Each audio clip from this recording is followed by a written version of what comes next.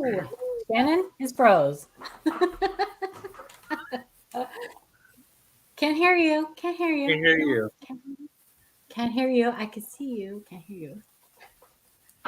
Hello, everybody. We have a special guest with us tonight, as you can see right down there below.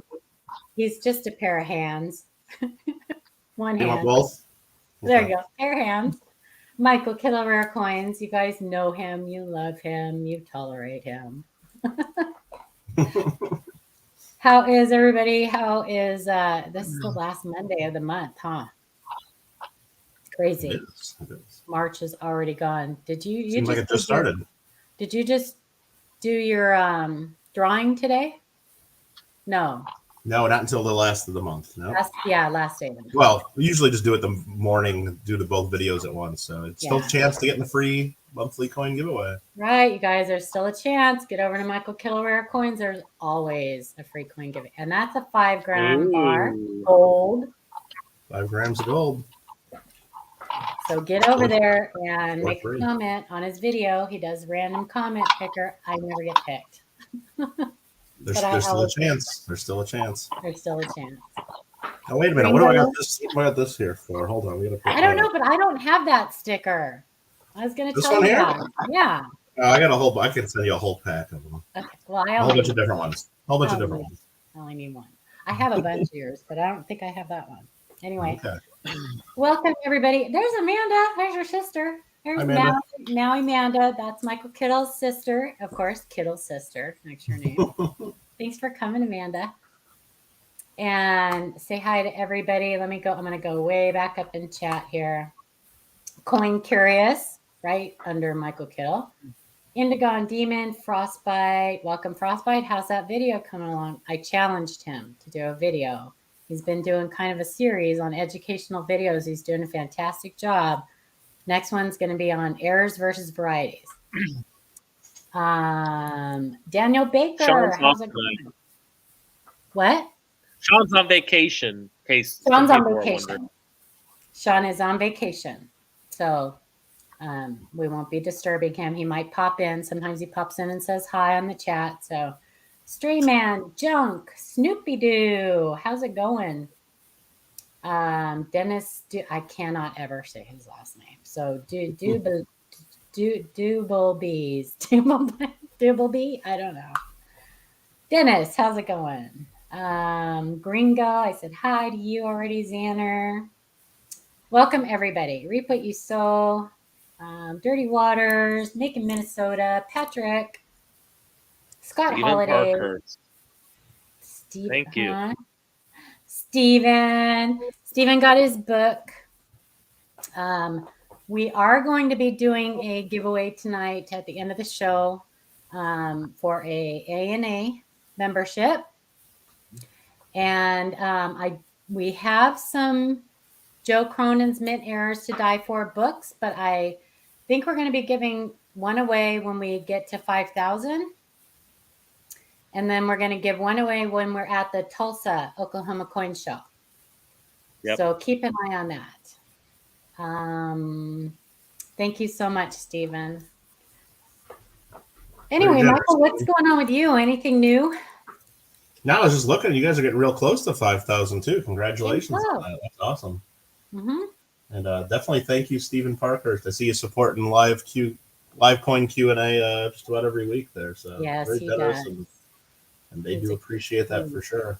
No, not too much going on. We just had our coin club, the Glendale Coin Club coin show yesterday in Van Nuys, California, and it was a good time. And you guys are all welcome to join our Glendale Coin Club. No admission fee or anything required. We do our meetings on my YouTube channel every month. We usually have an educational program, and you get to see what everybody's show and tell. It's the second Friday of each month. So, and if you don't have a local coin club, you can watch those. And if you're really, really, really bored, we have like the last 3 years of meetings are recorded there for you. So have fun with those. Very cool. Frostbite said he tagged me in the initial post. It's ready for review, and I brought in a special guest too. Very cool. I'll keep an eye out for that. And you just had a coin show Yes, yesterday. Mm-hmm. Just a small local show. I We have just had one over the 30 weekend. tables Yeah. Yep, we had one over the weekend here in Kansas City, so went to that one. Very cool. So you guys know we missed last week. So normally, I know I do want him to play Ark. It's my favorite thing. Welcome, Kyle. Thanks for coming. We normally, our last show of the month, we do strictly questions in chat. That's why we brought Michael Kittle in here, because he likes to answer questions from chat, even when he's only in chat. So he's got tons of knowledge. He's been doing this forever. He's a dealer. He is a what is it? What kind of genius do you? I can't remember what you. Very say. stable genius. Yeah. Yes. Sometimes unstable, but we won't talk about that. Paula, I think you're getting ahead of yourself, though. You said you didn't have a show last week. Was there any reason why you guys didn't have a show last week that you want to tell everybody? Yeah, we actually, Ida Herring did a huge benefit. It wasn't the entire coin community showed up. It was amazing. She did a St. Jude's benefit auction. You guys know we've been talking about it for a while on our channel. And the coin community raised $26,701 for that. Awesome. Yeah, so we were pooped when we did it Saturday and Sunday, 12 hours each day. And when we were done, we were pooped. So we took Monday off. Well deserved. Well deserved. It was a lot of fun. It was a lot of fun. We learned there are definitely things that we'll do different next year. It was a whole different way of doing it. The payments went directly to St. Jude's. So everybody not only got to skip the middleman on that, and there was no question about where the donations went to and the payments, but it also is a tax write-off for them. So, but I know that people, there's things that we could change, and next year, it was a whole learning process. So, and I know Ida's already planning next year's. I heard her this morning talking. I heard that a certain make sure you guys go check out her channel in the mornings for sure. A certain someone I know already did the very first donation for next year. Michael Kittle. Well, it's all for the kids. Yeah. So because we missed next week, we have a few coins that we're going to show, not just a very few coins, some really special ones. And we have a ton still in the email, and there are a bunch in there that we are going to put into our showcase folder. So if you have sent us an email and haven't gotten a reply yet, we are busting our butts getting caught up on that. We lost like a whole week because of the St. Jude's auction. So we're kind of playing catch up on that.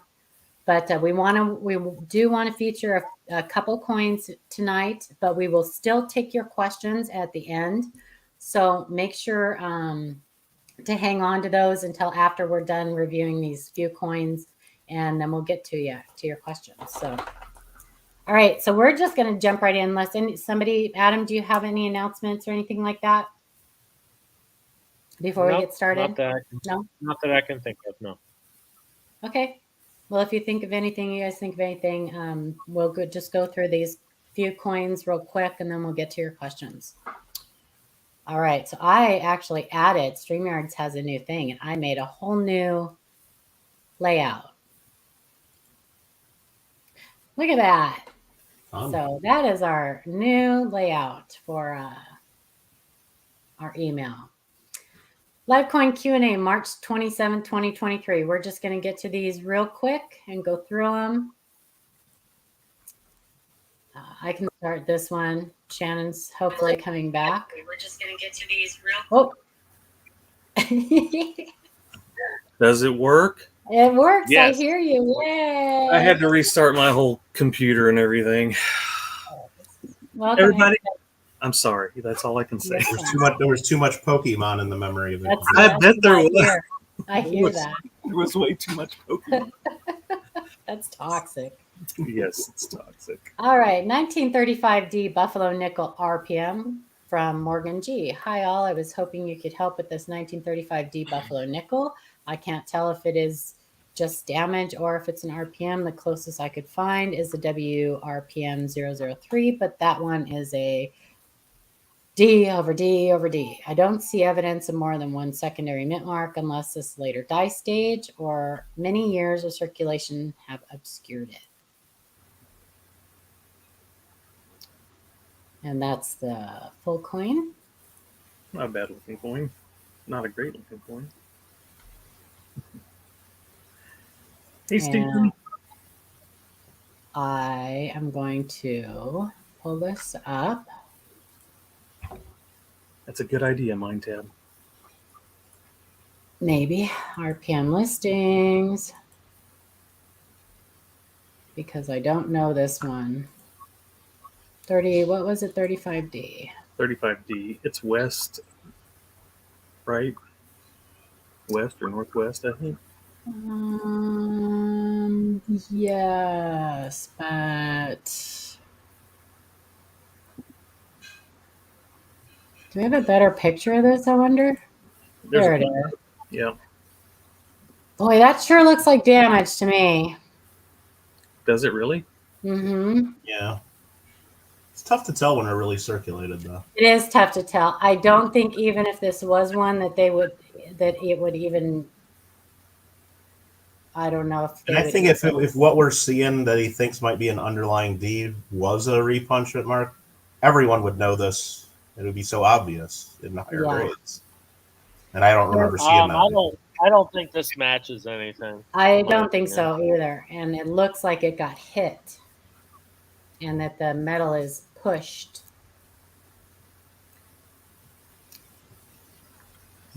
On this side, the D is too thin. Yeah, it's I think it took a hit. You can even see like I'm looking at that mid-mark placement. Like a hit. Yeah. Well, it's definitely not 003, and if it is one, I wouldn't even be able to say yes or no. It's definitely damaged. Well, I think I threw this one in there just mostly for discussion. For discussion. Yeah. Because you can definitely see where the metal's been displaced. Mm-hmm. Yeah. Right? Right. In the vertical bar of the D you're talking about. Right. The shadow on the left Mind Tab is the underlying portion of that mint mark where that metal was pushed off to the right. I think it took a hit and pushed that metal east. They're asking if you can zoom back out too. I can't. That's as much as I can zoom back out right there. Yeah, on that one that you have further out, it looks more like damage there. Yeah. Yeah. Yeah, Michael. That F and that S, that's big time dye deterioration for sure. Yeah. Yeah, there's definitely dye deterioration, but you can, I mean, in this picture especially, you can see where it's pushed off to the east, because almost if you take into account the entire mint mark size, it wouldn't be that thick. Gringo just asked that even if it was something like a repunchment mark, would there be much value in this condition? And I would say if it was really a repunchment mark that was that much offset, there would be interest in any grade. If it was in the cherry picker's guide, and it would be if that was a repunchment mark. And also, it would just depend on how rare it would be, how valuable it would be, like how often you'd see that one. But yeah, it'd be collectible. Yeah, I think that goes pretty much for anything, right? You know, I mean, the collectability, the eye appeal, the rarity. Paula, just for giggles, can we pull up the go to Variety Vista and I'm there. RPM 2 and go to the late dye state? Just something that I was looking at. You know, the mint mark position doesn't look right, but mint mark position's wrong there. Yeah, because it looks like it's too far north on the Variety versus this one. Yeah. But I could see where it could be confusing because you I see could that see little where it bar getting on the confusing left. too. Yeah. Yeah. But you can definitely tell that this one has been hit. Yeah. Yeah. Because I of mean, when you're looking at the inside of that D, how it's. So in case you guys are wondering what he's looking at, I'm going to go ahead and put this. I'm going to go ahead and put the link to this in the chat. This is to the FS 502.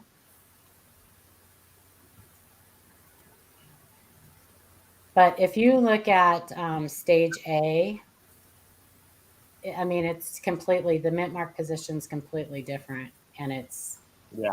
Yeah. so, This one's too far south yeah, to match. it's too far south, and that's obvious metal displacement there, you know. Who's next? We're not on top of each other. Zoom out and look at where the D on top is sitting. It looks to be the correct spot. Yeah, but it's not. It's not, though. It's kind of like if you're looking at a mechanical doubling where there's that shelf-like appearance to the portion that you might think is doubled, but it's not, because it's been hit after, basically it's been hit after it was. And this thing is a quad. You would see there's just no evidence of any other repunching. So hit that like button. Thanks, Kyle. Adam, you want to read this one? Sure. Strong die clash from Sean M. Hey guys, I never hunt dimes, but I picked up a few rolls today. Check out this bad boy. Let me know what you think. It is an 80s or 90s, but I have no clue what the date is. Also, would this be considered a counter clash? Oh, That's a strong one. it is a very strong one. Man, I'd love to see the date. That's like 83 or It's something. definitely a Philly. I'd say it's 80 something for sure. Yeah, 80 something. That is a very strong die clash. And I think I looked this one up, and it wasn't listed. There wasn't one like As strong under atypical, and the typical ones were, I forget. I think it was in the 90s. I think I was thinking this was an 80s as well, but it wasn't anything till like late 90s or Well, now, 80s did you go to site news? If you go to site news, you see new listings that may not be. I don't think I went to site news. No. So I'll show what, just for everybody else, in case you guys are looking and don't see what you're looking for. On Mad Die Clashes, you can go to site news, and it has a complete list of new die clashes that may not be listed yet. So I saw one up here that I looked at, but right there, 89p. But that one was pretty strong, but it's not as strong as that one by far. I mean, that one's really strong. So either way, whatever date, it's pretty awesome. yeah, it is really cool, and these are always fun to find for sure. It looks like he's got like a fins or horns or something. Kind of horns, yeah. Yeah, that's a great. And sometimes you'll find them really strong in different places too, which is, just, I guess, depending on how they clash against each other. But like this one doesn't seem to have a real strong under his ear, back in this area pattern where it's really strong up in front of his forehead. So sometimes they're more. What's going on with this one where it's missing the date? Is that damage, or you guys think there's a minting error there as well? I think that it's possible that this could be like a tapered planchet. Okay.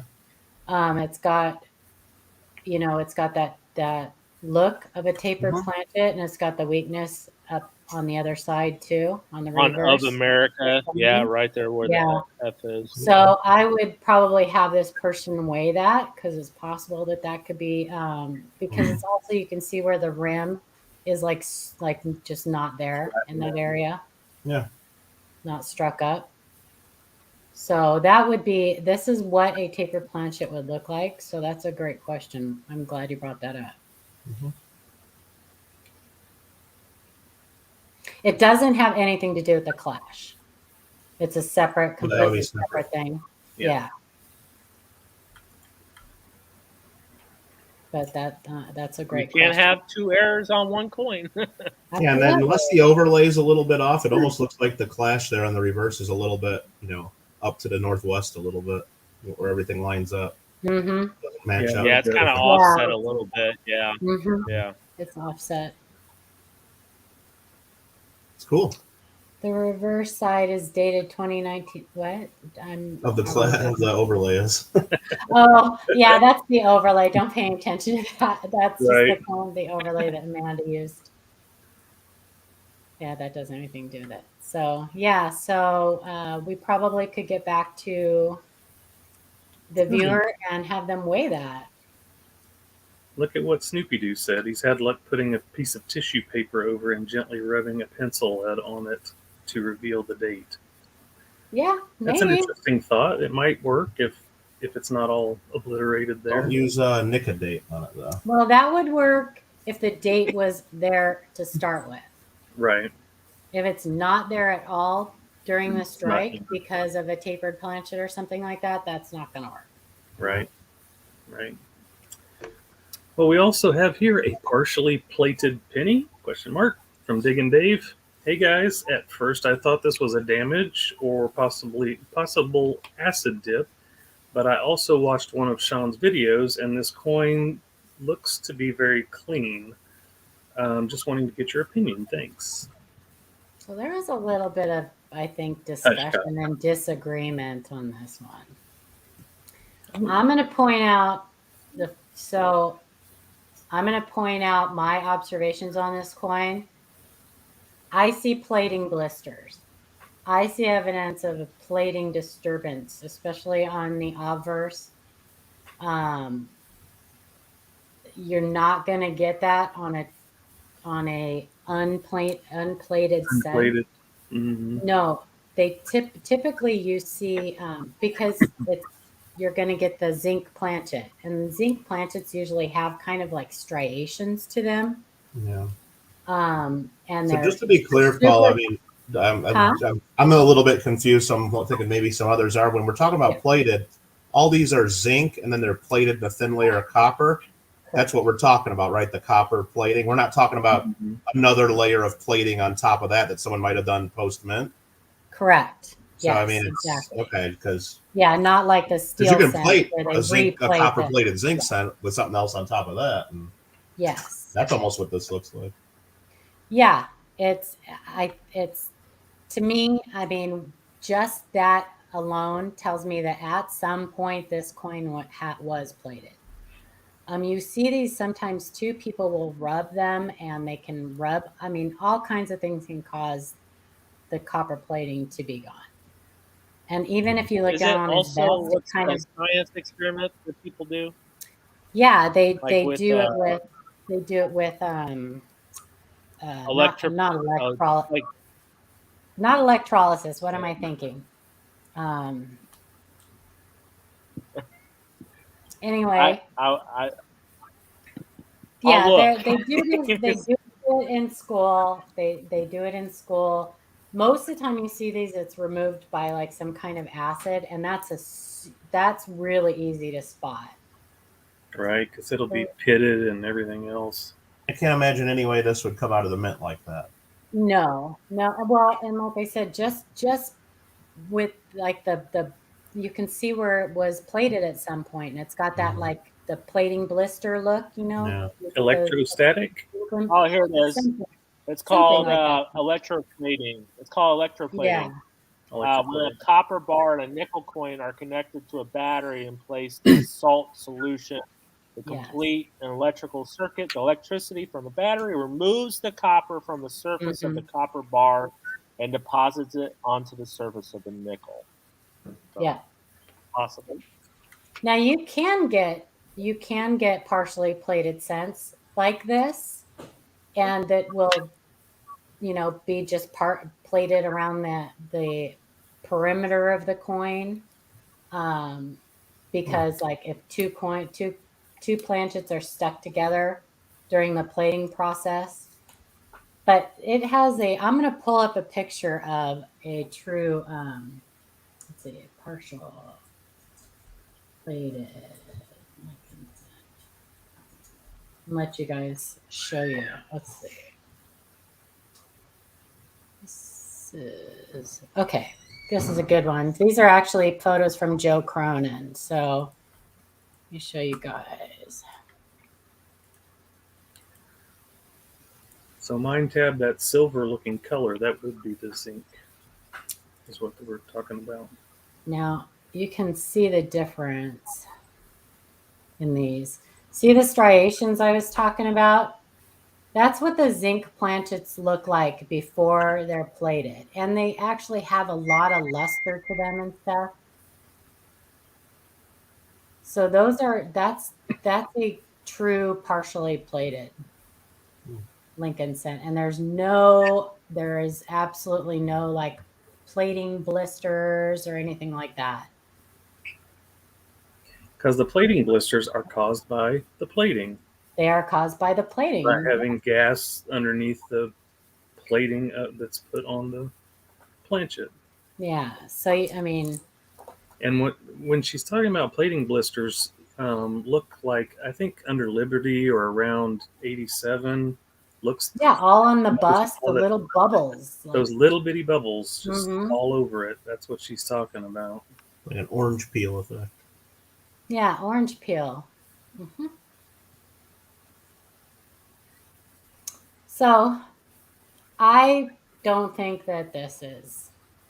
I don't think it is either. Hey, Eric. I think the evidence proves otherwise. Yeah. Is it an FS 501?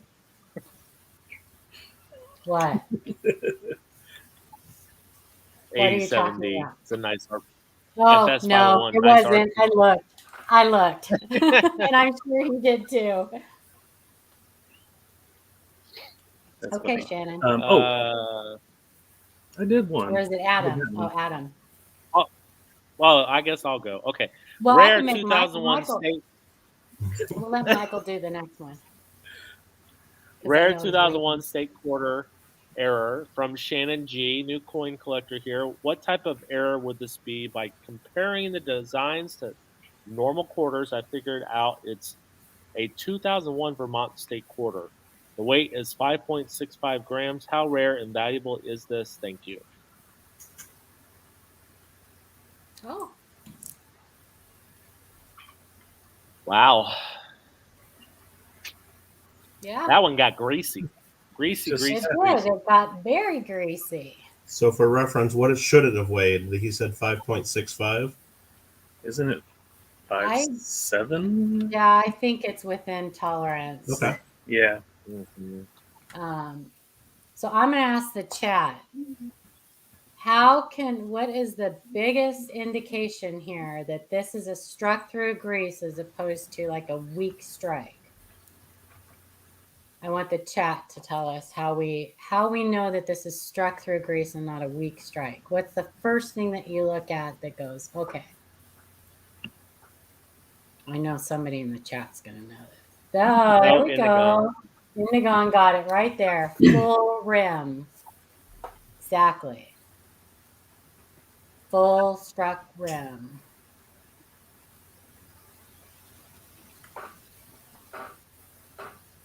Exactly. Yeah. Perfect. I know I'd be putting you guys on the spot a little bit, but how does this differ from like when they do like the adjustment strikes? Okay, first of all, I'll tell you guys right now, you will never ever, even though you can get coins and the third-party graders will designate them as a adjustment strike, you will not ever be able to know for sure if that coin is just a weak strike or an adjustment strike. The only way you know if a coin is an adjustment strike is if you were there when it happened. Okay. Because it's done one time when they adjust those dies. And there's not really any there's not like an indicator that distinguishes it. Like Sometimes those dies are set to strike at a certain distance and a certain pressure, and they adjust them, and they don't always even use like planchets from like if they're adjusting quarter dies, they don't always use quarter planchets. They can use just a piece of metal that's the same thickness. No, I just see coins advertised like that a lot in catalogs, and the grading companies seem to like to use that. And I've seen it too. And I actually, there was a, I think it was Mike Diamond that did an actual article on that, and he said, how do you know, how can you know for sure that coin's an adjustment strike as opposed to just a weak strike if you aren't there when it happens? Yeah. So, and they're actually, also, they do the adjustment strikes, and they're supposed to destroy those right after they do it. That's what he had said in the article. They usually throw it right back into the batch and to melt it. So, but we know that all the really cool mint airs were supposed to be destroyed too. They are all supposed to be destroyed. All those big die caps and stuff. Those aren't going in the bags. Blue Ridge Silverhand with the super chat. How's your vacation? I thought he might pop in. And are adjustment strikes equally weak on both sides? Yes, they would be. Yes, because they are. If they have it too far apart, then it's not pressing all the way into the planchet, basically, when it strikes. But yeah, it's, I don't know why they even put that on the label, because they shouldn't. They shouldn't. It should just be designated as a weak strike and move along. That's all. Because guys come out of alignment, they come out of adjustment all the time. What? I've ran into some coins that are just really weak strikes. Yeah. Like on 55S Lincoln Sense, I found so many of those with weak strikes. 46S is always common for weak strikes. So it's hard to, and there wouldn't be that many of them if they're die adjustment strikes. They're not going to mint a whole roll of them or something like that, And you get it the opposite too, where you get rim finning and stuff because the strike is so strong that the metal, pushes out between the collar and the die, and you get rim finning. So yeah, that's what I was thinking. Gringo, it looks like a foggy day in that getting the sap from them trees. Well, if you were going to sell that on eBay, that's what you would say. Foggy day. Foggy day. And then getting that maple syrup out of those trees, That's right. Nice. Hey, Michael Kittle, you want to read this email? I can attempt it, sure. 2014 Lincoln FS 101 from Stray. Hey, everyone. I have been hunting this thing for about 8 months. While it is far from a perfect coin, I will take the win and share it with you. Sounds very confident. Wow. Yeah. Wow. Well, we should be. FS 101. That would be a double die, huh? Yes, it would. Ooh, that. And it would be thick. This is the best part right there. Ooh. Yes, definitely. That cat's eye. Yeah. The Fat 4. Yep. Oh, fun. This is a great one. That is pretty. Who submitted it? Are they selling it? My test. Stray Man. That would be Stray. So Stray, are you in the chat? Are you selling it? Yeah, it's really cool. We actually got another one in the inbox too, in the email. So people are worth looking for. It is worth looking for. I agree. Okay. Nice. Now, for some of you in the chat, you may have already seen this because we were supposed to feature this from Dig and Dave last week, and he couldn't wait because we didn't go on last week. So he did a video for himself. And Rayman says, yes, it is for sale. But this is super exciting. 1992D Close AM from Dig and Dave. Hey guys, I finally found one of my white whales. You found one of everybody's white whales. Which condition was better, but can't complain. I got it for a penny. Cool. And that is a 1992D Close AM. Yeah. It's a really messed up scent, but pretty cool. Yeah. It's better than the one I have. It's better than the one in my collection. Yeah. I think Yeah, exactly. Diggin Yes. was wondering about conserving this coin, and No. it's got some zinc rot. Unfortunately, I don't know what much they can do with it. I don't think they could do anything with it. And it definitely looks I mean, clean. you could try. I don't think unfortunately. it's going to hurt. I don't think it's going to hurt it. He could try to, but Yeah, I don't know what you do to keep it from getting worse in the future. no. Yeah. But yeah, like I said, you could always send it to one of the professionals, and maybe they know a trick. I don't know. Wrap it in saran wrap. So that missing of is actually Right. pretty common on these. Actually missing any of that, states of part of E pluribus unum, because that's where the bust is on the obverse. So a lot of Yeah. times you'll get weakness up in that area, because there's just not enough metal. If you look at thousands Yeah. and thousands of cents, you will see that all the time. Yeah. Snoopy Doo Metal asked the flow. question. Yeah. Okay. Snoopy Doo, I think what they're talking about is you don't have repunched mint marks after a certain date, but you can definitely have double dyes. After 89. Oh, yeah. Yeah, after 89, they quit doing punching the mint marks into the die by hand, but you can still have double dies for sure. Mm-hmm. So I think And somebody's nice just ones. confusing. You've seen some nice ones, they come out. So We just saw one, look 2014. at 95. I mean, that thing was massive when it came out. Yeah.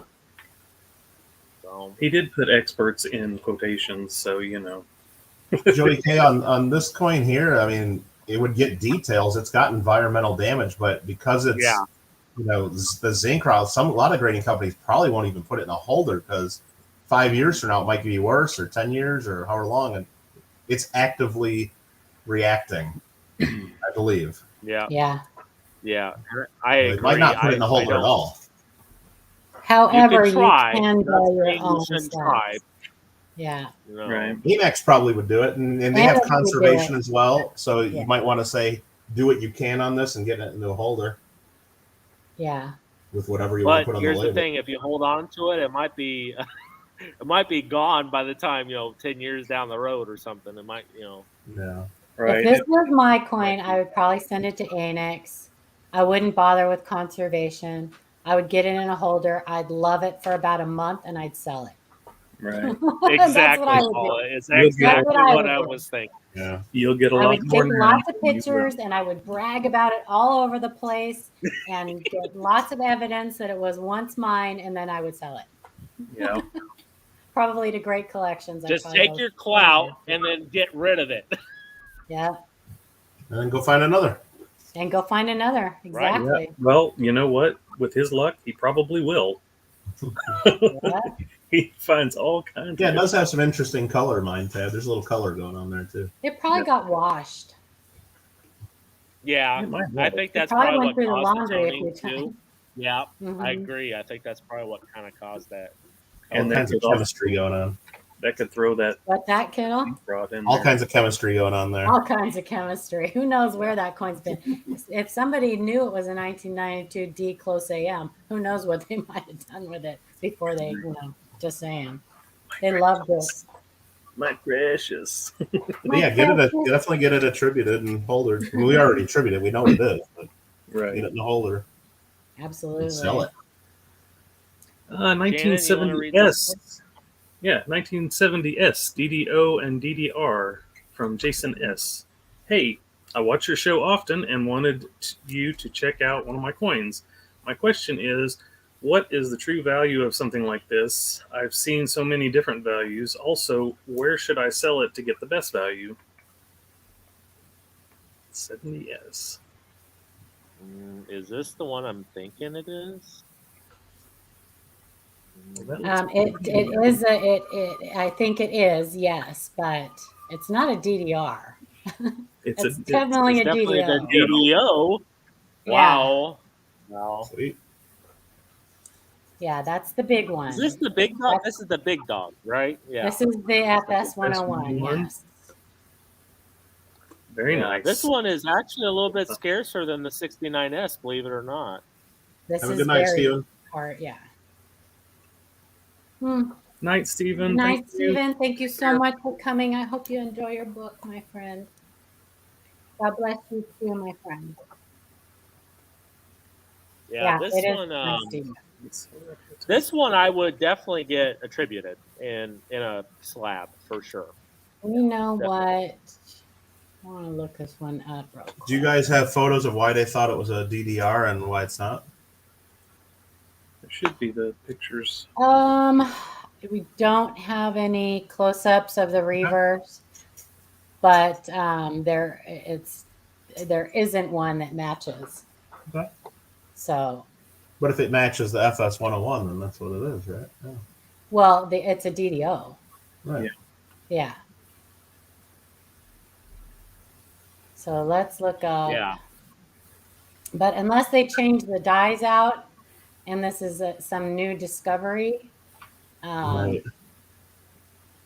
there's not a DDR that goes with the FS 101. Let's look. Let's see, 70S.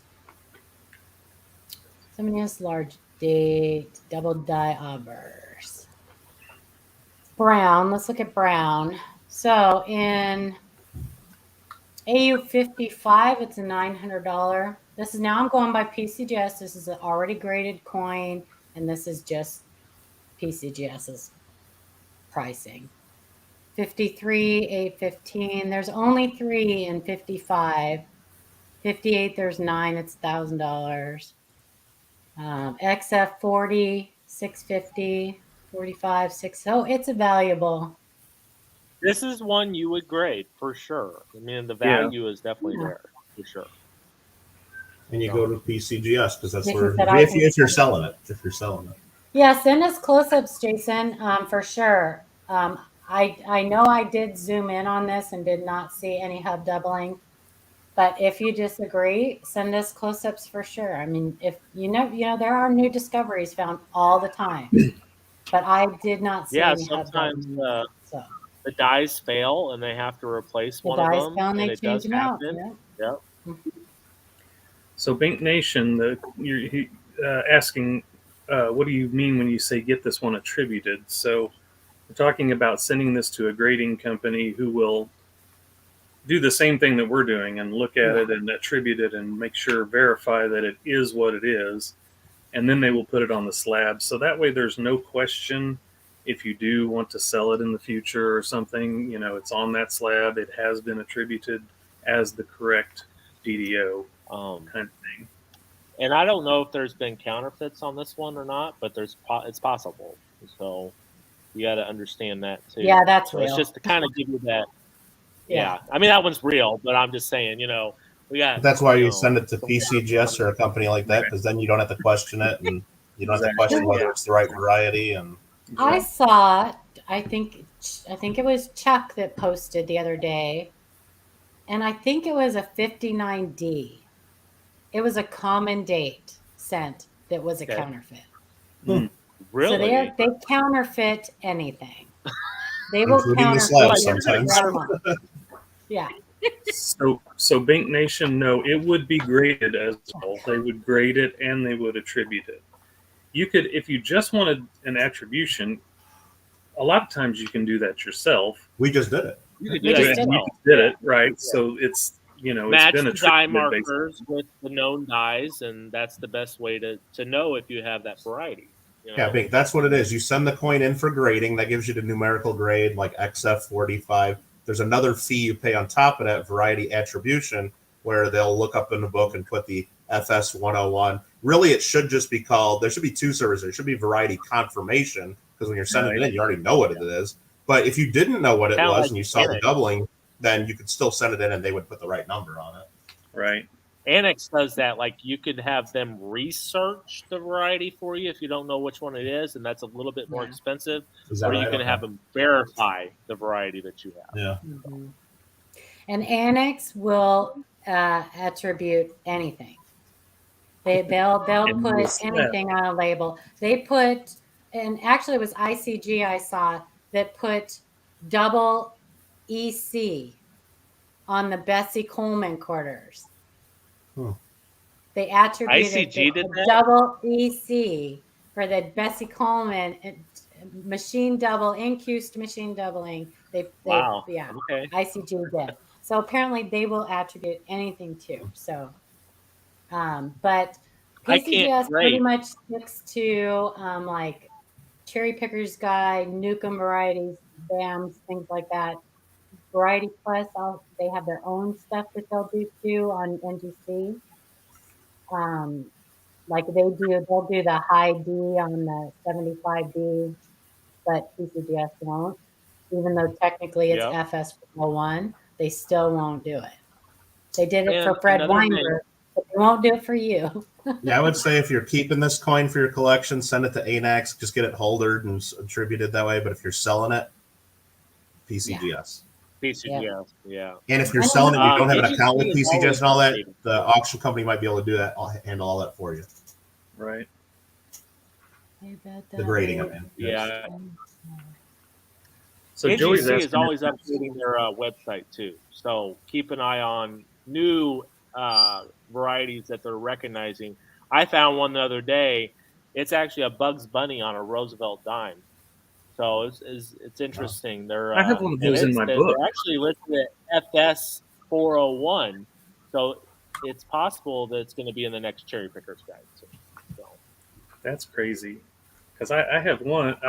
I'd have to see what year it was in my book, but I've got one in my book that I just called it a Bugs Bunny, but I don't know, who knows. Joey was asking, are there any small date 1970S with a DDO?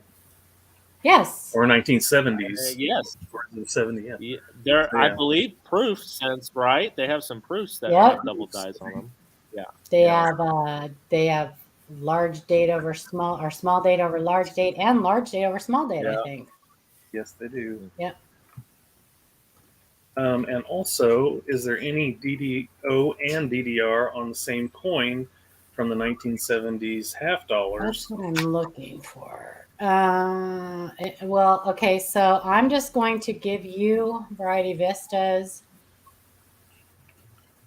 Here is Variety Vista's link to Kennedy half dollar double dies, and I'm going to let you look and see, because there are coins with DDOs and DDRs, but I don't have them memorized. And if anybody here on panel does, speak up now or forever hold your peace. Well, one person in particular, Shay he's might. not here tonight.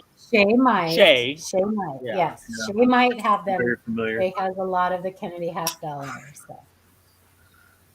So Bink Nation, you see Michael Kittle's response, and he's a dealer. I can't grade ICG. Some people refer to ICG as I can't grade. They're not. Very sometimes though, I'm gonna be honest. You can find some coins that they graded properly, and they're actually really nice. You can. Absolutely. It happens. Found a few. And what's that one? That International Numismatic Association or whatever? Was that NGC not graded correctly? No, NGC's fine. NGC's fine. No. NCG. Is it NCG? NCG. I can't remember. Yes. Numismatic Corporation something. I don't know. Anyway, guarantee they're like I don't know. Their grades are like I have 10 perfect 70 grades on different coins. Bink, to just look at what's out there on the market. You go to any coin show, any coin auction, and it's all PCGS and NGC, and then to a much lesser number ANAX, but ANAX is still there, and you rarely see ICG or SEGS, or rarely. Right. I would stay And away from reason. them. Yeah. I There's think, a reason. people say buy the coin and not the slab, and that's great for collectors who are pretty good at grading their own coins. Right. But I'm going to go out on a limb and say that a lot of collectors don't know how to grade and don't care to learn how to grade. And they want to be able to rely on what is on that slab and what's already graded. Yeah, but for coins that are already out there in those holders, don't totally dismiss them. Just look at them, but ignore the label completely. And if you really like the coin in you, and it's not going to break you if you're wrong, go for it. Yeah. Well, like for sometimes you can example, get I was really at a good show. deals. Yeah. I mean, I was at a Mhm. show this weekend, and the guy just put MS63 on every coin, raw, and he just put MS63 or 64. And I looked through them. There were some easy 66s, 67s. So I was like, so some people just don't know how to grade, and I think they just like, oh, it looks mint state. Okay, I'll just put a, MS. I'm going to let you guys know ahead of time, everybody, if you hear children screaming in the background, I don't live at a torture chamber or anything like that. It's actually my youngest grandson. He's like 18 months old, and he screams like a girl. Things that a serial killer would And he say. screams like a girl. He screams like a girl, and everything makes him scream. Every child that's 18 months old screams like a girl. Oh no, he screams, and he screams constantly. I mean, I scream like a girl sometimes. There's nobody dying back there. There's no abuse going on. He's just a screamer. Yeah, and Joey and that's what Adam's saying too. So some of those coins in those holders that we don't appreciate could be good coins, but you do have to know how to grade. Or, like you're saying, they could have varieties, and people, won't pay up for those, so maybe they'll sell them a lot cheaper. Keep your eyes open. You never know, right? Slabs and kind of. That's how you find varieties. You, you just look at everything you can, and sometimes you can find. Sometimes I don't know how the heck, Cherry Picker Genius up here does it, looking on eBay with the pictures as horrible as they are. Cherry pick stuff out of slabs, that are 10 feet away, I don't know how he does it, but glad to know him. Oh, Michael, you might know. What's this?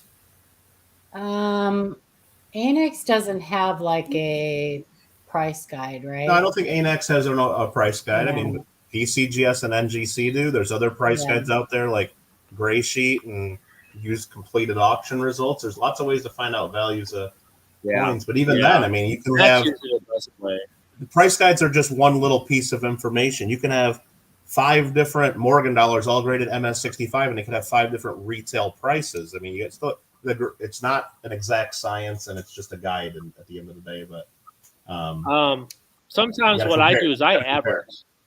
I'll average some sold prices, and that's kind of the best way to kind of get a ballpark what this coin might sell for, kind of thing. And it works for me. I really annex coins though. Some especially in variety, like the minor varieties, a lot of people are buying those now. So if you have some really nice varieties that are maybe not listed by the Cherry Pickers Guide, you can certainly make some money off of them. I've been selling quite a few of them for some really good things. So. Les, you can send us pictures. We can probably help you out with that. They are very close. Stoneclear says, how do you price? I mean, depends on what exactly you have. And if it's just a common coin and and it's nothing crazy special and it's average eye appeal, if I have an ANAX graded coin, it's going to be priced slightly under what NGC and PCGS go for, because that's what the market's going to do to it. But if it's a nice coin, I might price them higher than PCGS of the same, just depends on the coin a lot. Right. Yeah. And people will argue all day with me at a show saying, wow, this is higher than PCGS price. I'm like, okay, then no buy it then, but somebody will. Well, not only that, sometimes Annex is they're actually strict on their grading sometimes. I think they undergrade a lot of times. Yeah. So. Okay. So Coin Curious. What's that shirt say, Paula? Says celebrating 20 years, copper coins. Nice. Since 1999. Where's Chuck? We're advertising for Chuck. I don't know what it says on the back. Can you see? Can you see what it says on the back? Kind of famous. Oh, kind of famous. I know that guy. I didn't have a clean Litecoin Q&A shirt. So nice. You can't put a CAC sticker on an Annex coin, and not to mention CAC is kind of starting to wrap up a little bit. They're not going to be doing much CAC stickers anymore. Yeah, they're doing their own grading, I think, but you have to. I think they're only doing it right now for CAC authorized dealers. Yeah. The grading. I was at the show, and I do a lot of GreatCollections, and they had on their CAC grading coming soon, and I think they said it'd probably be summer before GreatCollections will start doing CAC grading, doing grading through CAC's grading company. So Coin Curious has asked, got some coins from a collection, not in great shape, but I've found a few 50s and 60s RPMs. Should I just put them in flips and hold or sell for silver? So are you talking about, are they on silver coins or selling it and trading, using that money to purchase silver? I mean, if you are a silver stacker, then if you're not interested in RPMs, then I would say, sure, go ahead and sell them and use that money to buy what you want. Otherwise, I mean, I would put them in flips and hold on to them myself. Yeah, it depends on the denomination and what the RPM is, and right. But if you're not into it, get rid of them. Because right, yeah. If it's not something that you want or like, yeah. Because I don't know, Paula, if we do that here, or is that the? And I know on the live coin Q&A sometimes they speculate about buying and selling silver, but we don't do that on this one, or is that the other one I'm thinking of? Michael Kittle, you can speculate on anything you want to. But no, if you're into silver, buy the silver. Don't keep the RPMs. Yeah, I'm not against talking about silver. I like silver. I like silver. A lot of silver this weekend at the coin show, actually. And speculating on what it's going to do, I can speculate it's going to go up. It's going to go down. Someone asked me at the coin show yesterday. We had a small coin show for our coin club, and say, do you think silver is going to hit $50 an ounce again? And I said, absolutely, 100%.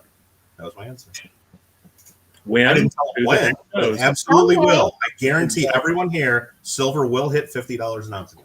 Someday, yeah. We might all be gone, but could be this year, could be 50 years from now. I don't know. I was looking up today in 2001, I think it was. Ida had sent me a question about a gold coin or something. In 2001, I think it said it was $271 an ounce or something like that. Oh wow! Well, gold. Yeah. In 2001, doesn't that seem like just like yesterday? I bought some silver from a guy at the coin show yesterday too. He had a bunch of silver rounds and things like that, and I asked him, "Well, how much do you want for you?" And he gave me the price, and I gave him the money. It was a fair price, and he's like, "Oh, I really don't care anyway. I bought them for $4 each," and I'm like, "You must have bought them a long time ago." And he's like, "Yeah, probably in the '90s." Yeah, I think Ida said that it was like a 1/10. I think it was a $5 gold eagle or something, and I think she said the lady said she paid $18 for it or something like that. Nice. I'm like, well, she only paid $18 for it. It's got to be fake. And then she said, well, it was over 20 years ago. I'm like, oh, well, you didn't tell me that. But I bet you back then in 2001, somebody said, do you think gold will ever hit $2,000 now? Yeah. So Adam, Stonecutter's saying, do not all the graders use the same system, which they do use the same grading system. Except for NGCX. Except for NGCX, which is new. But I think the question is more in part to why would you not be able to get a NX slab CAC stickered? That's what CAC says. Because CAC doesn't work with Annex. No, They just don't work with them. no. They just don't. Probably Yeah, they because all of, use the Sheldon scale, but yeah, and it's I mean- probably just because of their maybe the length of time that they've been in business, their reputation. I mean, I think it's not. If their whole point is putting the sticker on a coin that meets the grade, they should do every company. They should No, do everybody. they You would don't. think that, That's yes. their company decision. Just like the same reason. I mean, they don't do certain coins of certain years or certain series. It's just But the same reason too, Michael. Why does PCGS sell for more than NGC? Hasn't NGC been around longer? no. Oh, I thought they were. PCGS has been around a little 1 year longer, but Okay. no, it's just what the market says. Right. So And it's what we observe in the market. Will people pay higher prices for PCGS, all else being equal? And a lot of it has to do with their set registry. right. But I think CAC could throw a wrench into that plan for sure. I don't think so. They're I don't thinking think so, so. but- I don't think so. But I'll don't tell you think one so? thing: I'm a dealer at shows, and if someone comes up to me with a handful of CAC graded coins, am I going to pay extra for those or get excited about it? Absolutely not. I'll probably pay less for those because I don't know what the hell they are and whether my customers want them. I'll just say, get those back in PCGS holder. Now, in a few years, will I be wrong and be doing Right. maybe? I don't know. I Could think change. that they. I don't think that. I think that they're still going to have to prove themselves, no matter what. I think they're still going to have to prove themselves with collectors. A lot of collectors. What I'm finding out is that a lot of collectors are creatures of habit. Well, we collect. We get a lot of collectors have some OCD. They got to have all their coins in the same holders. Same Every time they thing. come out with a new style holder, everybody gets their whole set regraded, and so it all matches. And Yeah, isn't that a crazy? lot of think money off that's of changing the holders and the labels. I think that a lot of NGCX collectors, because they're I guess they're targeting, and I get it, they're targeting the younger collectors and like the sports cards and stuff, trying to bring them over into the hobby. I think that's great, but I think in like 10 years they're going to have these NGCX slabs and they're going to end up wanting to put them in PCGS holders or Right. Could be. so. I don't know. I just part of don't. it too, Gringo. They make the boxes. Each company's box doesn't hold the other company's coins, and they do that on purpose because they I want will you to say- rehold your stuff. I will say this: I was at my coin club this past week. Amazing, I know. And we had a guy that was actually talking about the state quarters and slab state quarters. And I guess he's done a lot of research because he does a lot of buying and selling of state quarters that are graded. And he said that, there's a bunch of different labels you can put in there, but the ones that have the flags, like the flag label for each state, are the ones that really sell a lot better than, anything else. There's like several different kinds, but he said those always sell for a higher price for whatever reason. People like them better or whatever. So a lot of it could be just personal preference. You're right. It's collect what you like, right? Yeah. Absolutely. Collect what you like, whatever makes you happy, and I hope that this NGCX brings people in. We always want to try to promote the hobby and bring more people into the hobby, and if it brings younger people in, great. I'm not And for sure. grading companies too, the CAC or NGC, there's more competition is good for the market. Yeah. Whatever helps the hobby and promotes the At hobby. the end of the day, the collectors are going to decide what they want, and it's usually the big money collectors push the markets and the auction companies, and we'll see. I definitely don't think they're going to hurt the hobby. But There's a lot worse things, and we see it on YouTube, just on YouTube. A lot worse things that and the hurt people the that run hobby. CAC, they're not new, they're not dummies. They know what's going on, and they got a lot of dealers already behind it. And you're going to see a lot of big name dealers and auction companies with tons of stuff in those holders, pushing it like crazy. They know what they're doing. Well, because Don in the beginning Albanese, it's going to be exclusive, right? Those slabs are going to be pretty exclusive in the beginning. Just like when the CAC sticker first came out, everybody was like, what do we need that for? And then you had a lot of big name dealers with relationships with CAC, and they had all of their inventory with stickers on it right away, and they were promoting it like it was the greatest thing, and they convinced a lot of the market. I like a CAC sticker. I do. And I know that it's nothing more than somebody saying, yep, I agree. But I do like them. I don't know why. I bet little green bean. But you guys were mentioning with the grading companies, ANEX is the oldest grading company.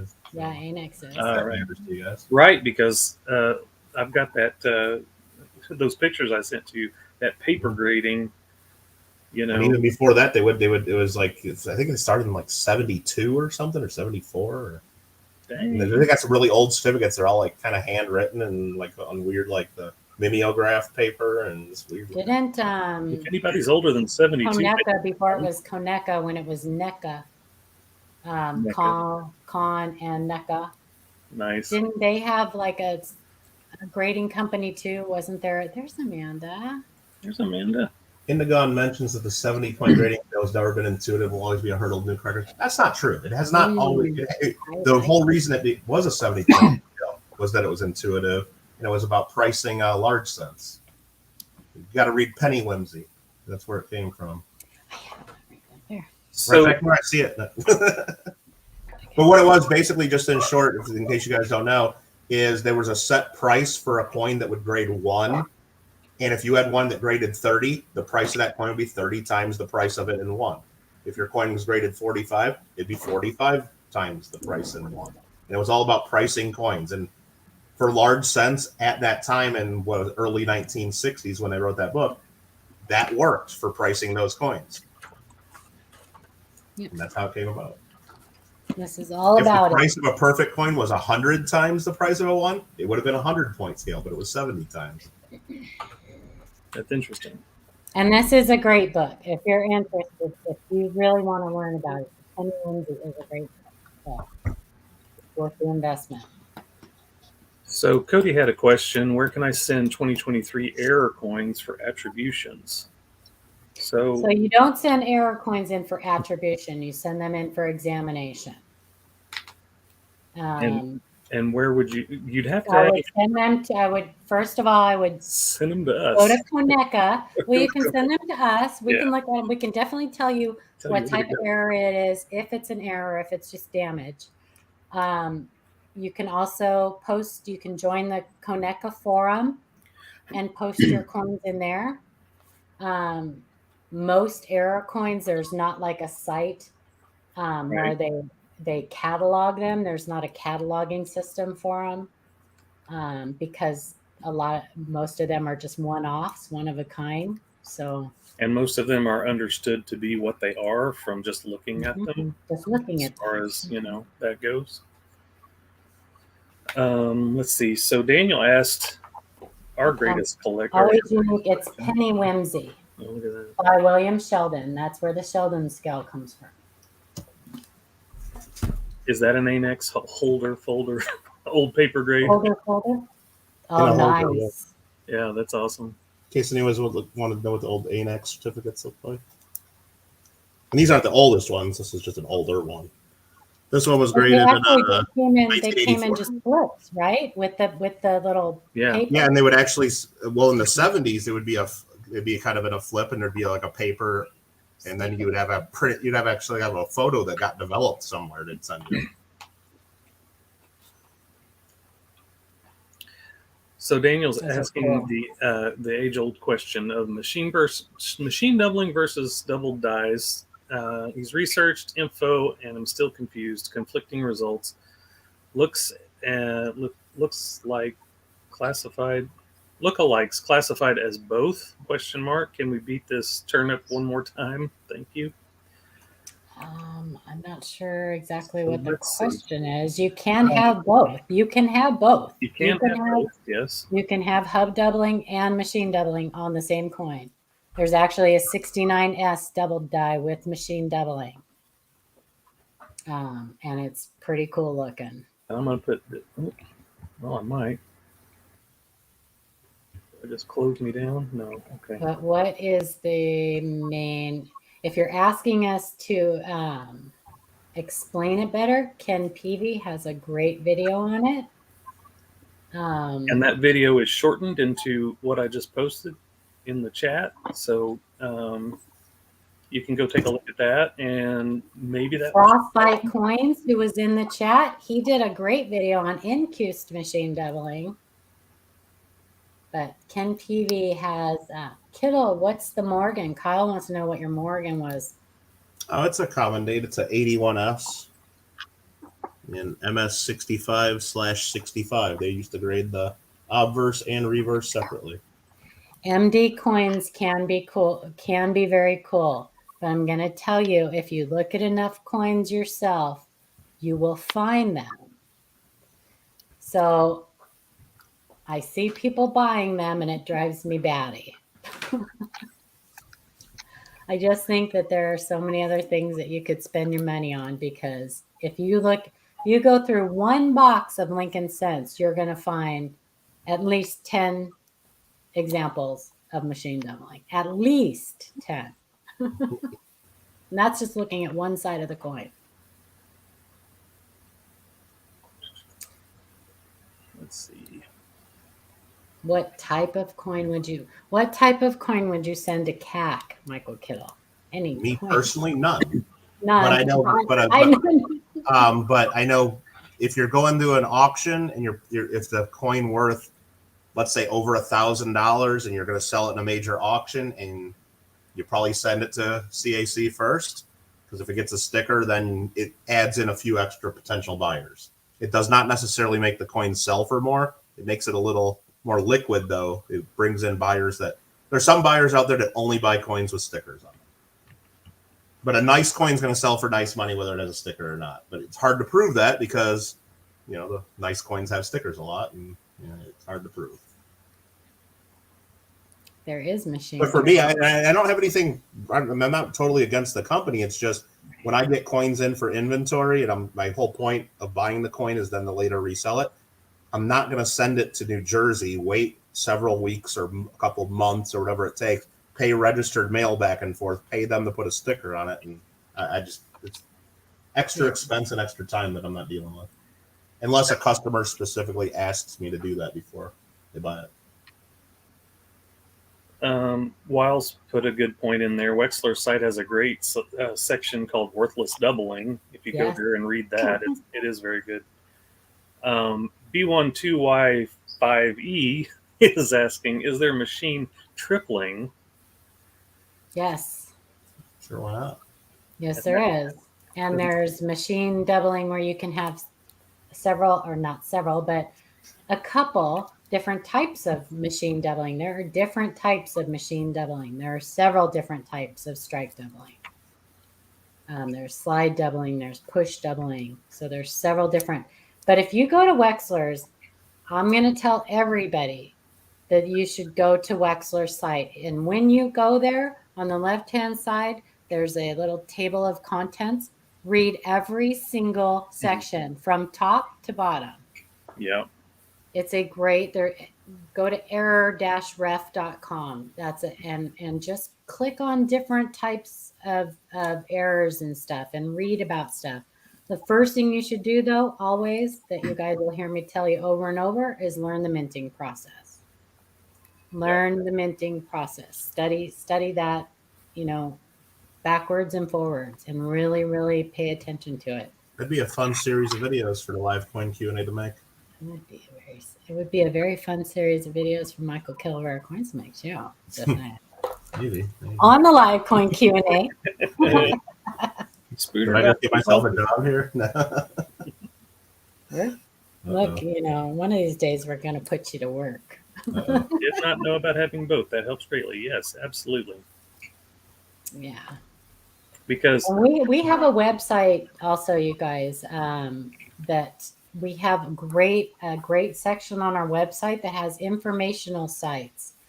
You can go to that, and there's all kinds of great resources on that for you. So yeah, go to our website and check out the informational pages. We just do it all. Roseanne mentions the ANA has a pretty good video and minting process. Mm-hmm. The ANA and Roseanne, and she is great at bringing that up. You guys know we're huge promoters of the American Numismatic Association. We give away a membership once a month to it. They have a YouTube channel, American Numismatic Association. If you go to that and you go to their playlist, if you go, in fact, I was just watching one before we started today. You can watch videos on all kinds of stuff, counterfeit detection, on the minting process, all kinds of stuff. So check them out. It's a great resource. I don't know what Adam's looking at here. Dennis just asked the question if NGC is the only company to put a 10-year limit on copper coin grades. It's not the grade that they put a limit on, it's the color designation.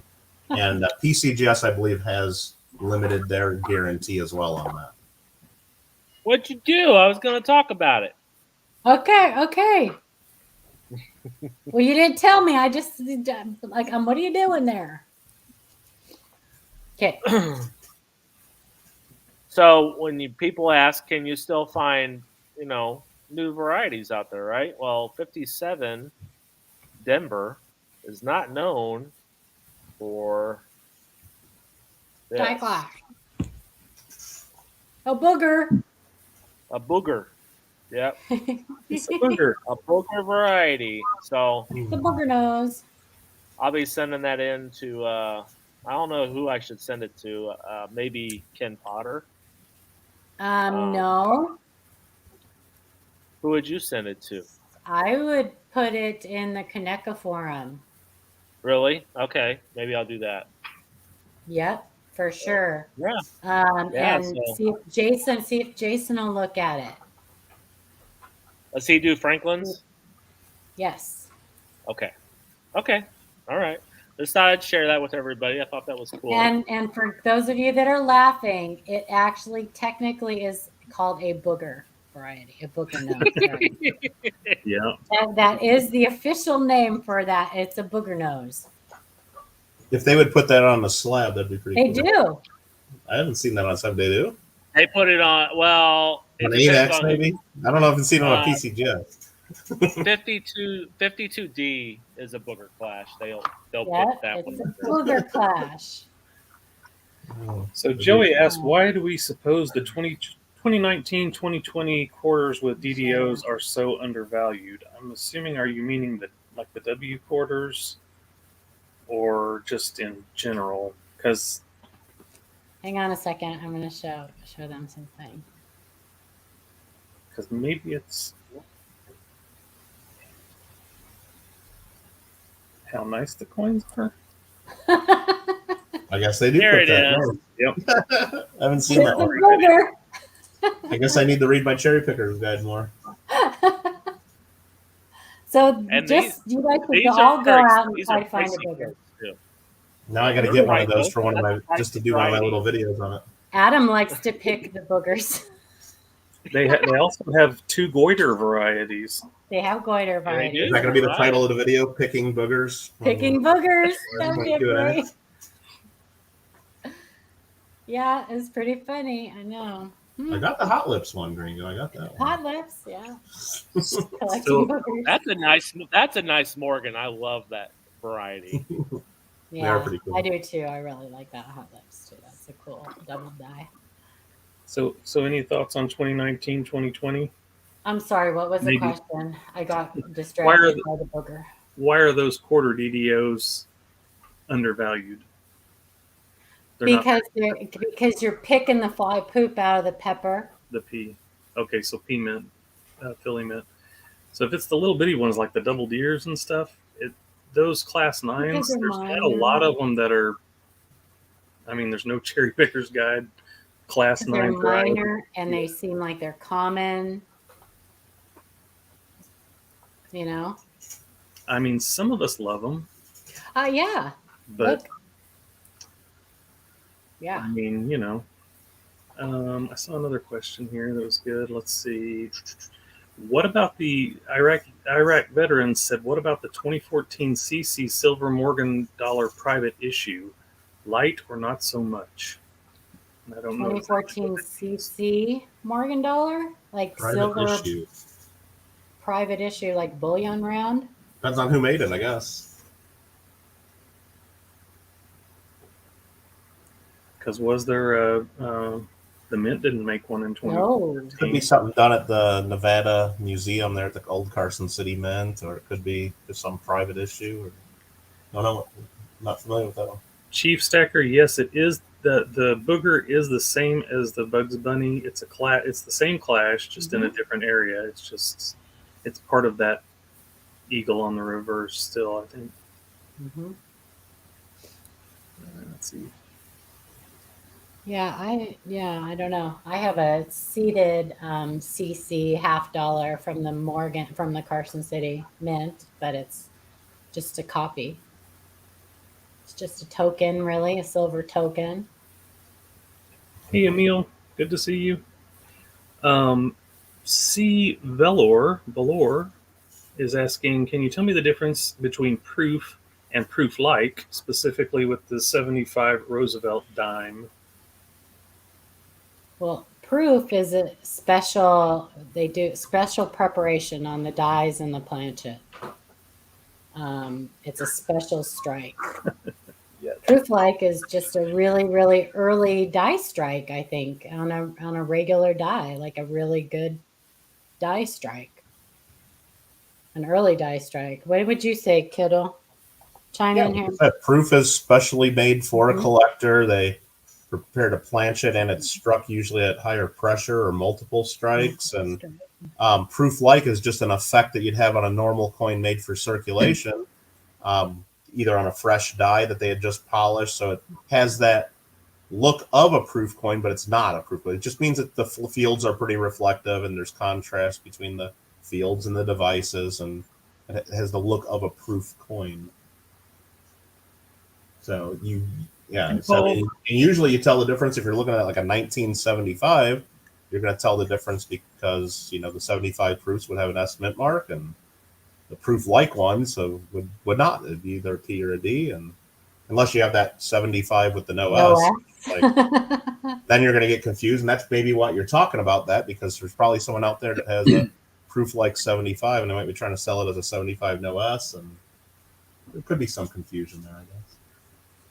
So Xander's asking Adam, what if the Benjamin looks like the mouth looks like webs between the lips or zombie mouth strings? She's trying to describe it. There is definitely, I don't remember what year. 54D and 1950P. Yeah, they're real. Known for that, yes. Right in the middle of the mouth, you'll have like a line through it usually, which they consider that a Bugs Bunny clash. Yeah, because it's die abrasion. It's removed the clash. Yeah, right? And NGC will not attribute later die state examples of Bugs Bunny varieties. I have figured that out. Unfortunately, I think it's kind of crappy that they do that, though. To 58D. It's possible. Like I said, I found that 57D, so there could be some new ones popping up. On a proof for the finish on the dies, Chief. The dies are specially prepared. Yeah, so for the frosty effect in old coins, like we're talking 50 years, 100 years ago, the earlier strikes of the proofs would get that deep cameo look but nowadays on modern proofs, they like laser etch it, and they do like an artificial frosting effect on it, so every coin comes out looking deep cameo. Yeah, so that's what you're mentioning, Chief. I think that's what you're asking. Yeah. Didn't they also multi-strike? Like. Oh, sure. Yeah. Yeah, depending on the coin, sure. Let's see. And the boogers. Restaurant. Can the boogers be found with yellow wheels? What does that mean? I don't know what that means. I'm sure they're yellow and green, Dennis. Anywho. 2 in the morning. Well, should we give an ANA membership away? I know Michael Kittle probably wants to get to some ARC or something. Let's do it. He's got an hour and a half. Oh, he's got to eat, though. He's got to eat. Better go eat something. And it's not ARC anyway. I think it's Fall Guys tonight, right? No, I was just going to play some Pokemon or something, maybe. I don't know. Oh, okay. Oh, jeez. Put everybody to sleep. Michael, can you put a something in the private chat that you want me to use for the a phrase or something you want me to use for the giveaway? In private chat, I almost just put it in comments. Sure. Yeah. Mighty Tog. Kerbal, let's go. Kerbal, let's go. Last time he played Kerbal, it was a disaster. A disaster. Yeah, you guys tried to teach me how to build planes. How to build a plane. Yeah, well, some of us know that you have to put wings on the plane that actually attach to the plane. Well, and you don't attach the landing gear to the wings. You don't attach the landing. It's driving me nuts. That's what we do. We try to teach. There we go. Okay, let me get this. So one last quick question. Are die cracks caused by a die variety or are they individual cases coin by coin? So No. a die crack is whenever the die actually physically breaks a portion of it. It's a crack in the So die. it cracks, yes. And so it is an error. It is not a variety. And as that die continues to be used, it can get bigger, and there could be die chips and all that kind of stuff. So each coin could be minuscule difference, but as it goes along and progresses through different stages, it basically can change. So there you go. You guys can keep asking questions and answering questions while we get the entries for this. Gringo, just put my link in one more time. Remember, make sure you leave a comment on the monthly giveaway for a 5-gram gold bar. So this is the phrase for the giveaway for an ANA gold membership sponsored by the ANA. Thank you to the ANA for donating these memberships to us. Put it in there as one word, Kyle. One word. Yeah, the ANA is our national coin club. You guys should all be members anyway, whether you win the free one or not. That's true. Absolutely. And it's not expensive. Yeah, and it's worth it. Especially, I recommend you pay the extra to get the platinum membership anyway, so you get the magazine mailed to you. Yes. True, yes. Thank you, everybody, for coming tonight and hanging out with us and asking your questions. And I'm curious, make sure it's all one word, Coin Club. One word, Coin Club. No space. It is a good magazine, Snoopy. Yeah, I do. I love the magazines. I love the Error Scope magazine for Koneka. That's another great club. If you like errors and varieties, Koneka is a great. They're saying autocorrect separates it to 2 words. Sorry about that. Thanks, Daniel. Hope that you're enjoying it as well. So we should have picked booger as the word. I'm sorry. Should have picked booger. Come on. Oh, should have picked boogers. Come on, yeah. How about a little bit? No hashtag cowbell. Big Zombo, you're welcome. That die clash was awesome. More cowbell. What we need here is more cowbell. That's right. Got a fever. I got a fever. No prescription. More cowbell. And while we're doing this, I got something in the mail. Apparently,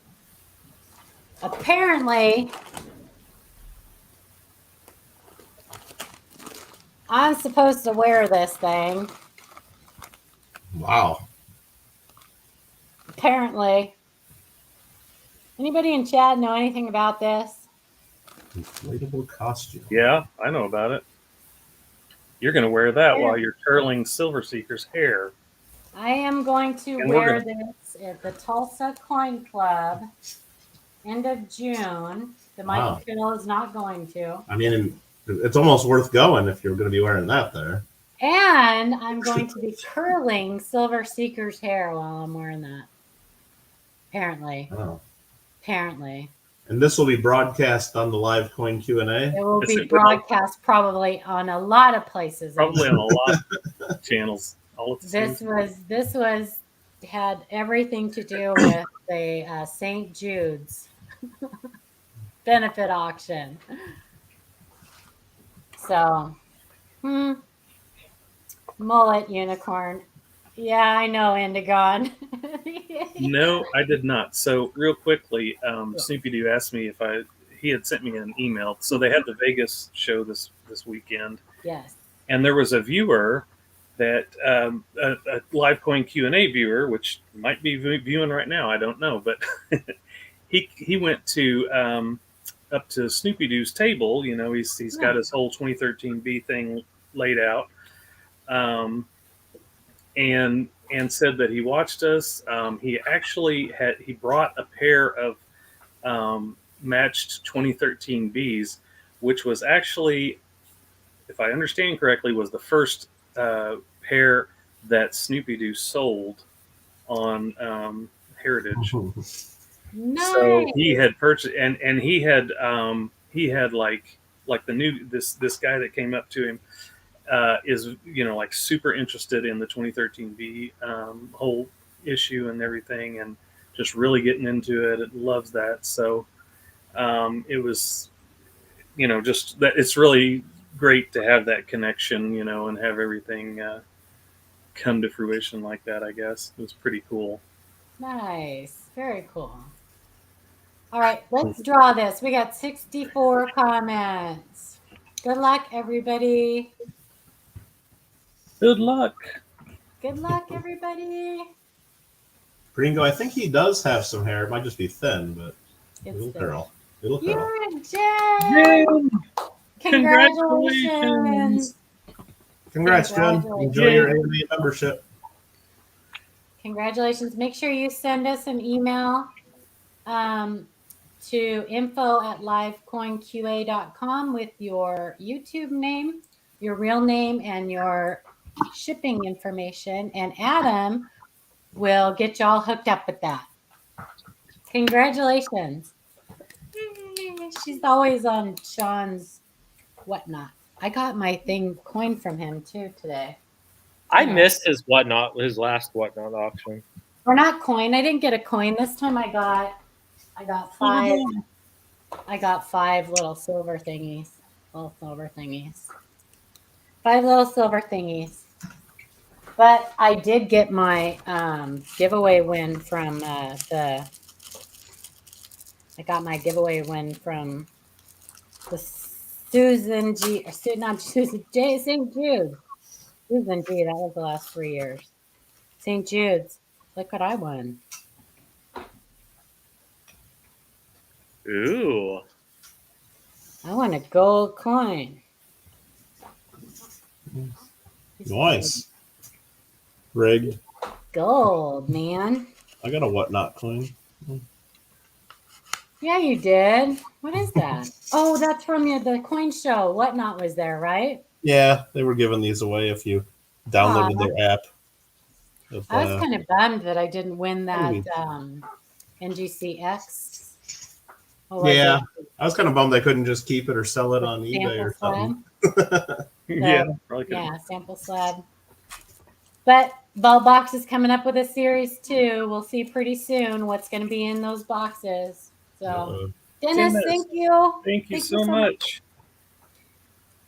Celebrate what is that little thing? Now there's something under there that says nice. Celebrate the first super chat from Dennis. Well, let's celebrate. Oh, thanks, how do we celebrate it? Thanks, Dennis. We appreciate it. We gave him balloons and everything. There is balloons. Oh, because it has balloons in the number 1. That's cool. Aw. Cool. Thank you, Dennis. We appreciate the support. Okay, well, I'm ready to go get some dinner. Yay. Thank you, everybody, for coming. Indigon. Shoot me an email and let me know if you want me to wait till Tulsa to put that on, or if you want me to wear it next Monday. I don't know what you want me to do. Let me know. I know I am going to wear it. I don't know if Silver Seeker is still on. He may still be on. He's streaming right over the top of us. How rude. I think you all should go raid him and let him know exactly how you feel. Tell him. Just tell him curly hair. That's all you got to tell him. That's right. He's getting extra curls for streaming right over the top of us. So I'm going to tell him too. Thanks to the over 100 of you guys that watch and support the live coin Q&A. It's awesome. That's right. We So you appreciate guys you get all. on over there and give him a piece of your mind. I'm just kidding. Be nice, but tell him if you do go over there, tell him that the live coin Q&A sent you. There you go. Sloppy seconds. I don't know what You you call it. Eric, yes, we still have a lot of emails in the inbox, Yes, and we we've do. been working on them consistently. So Yes, we have a lot of emails. We all appreciate you guys being so patient with us. We did get quite a bit behind. We're getting caught up. So if you can, please join our Facebook group and post your questions in there instead of sending us emails. We have lots of people in there that help us out too with the questions. So if you can, please join our Facebook group and post your questions there. If not, please try to limit your questions to like 1 to 2 per week, just for a little while so we can get caught up. But we appreciate you guys so much. Thank you, everybody, for coming. Michael, thanks again for joining us. It's always awesome Thank to you for have having you me. up here on panel with us. So make sure you guys go over and subscribe to Michael Kittle Rare Coins and enter his giveaway and hang out with him at his Glendale Coin Club. It's awesome. I don't have a coin club, and I love going to that coin club meeting. I kind of feel like that is. You are part of our coin club. You have a coin club. It's the Glendale Coin Club. All right. Well, if nobody else has anything else to say, we're going to get out of here. Thanks again, everybody, for coming. see everybody next week. Have a See great y'all week, next everybody. week.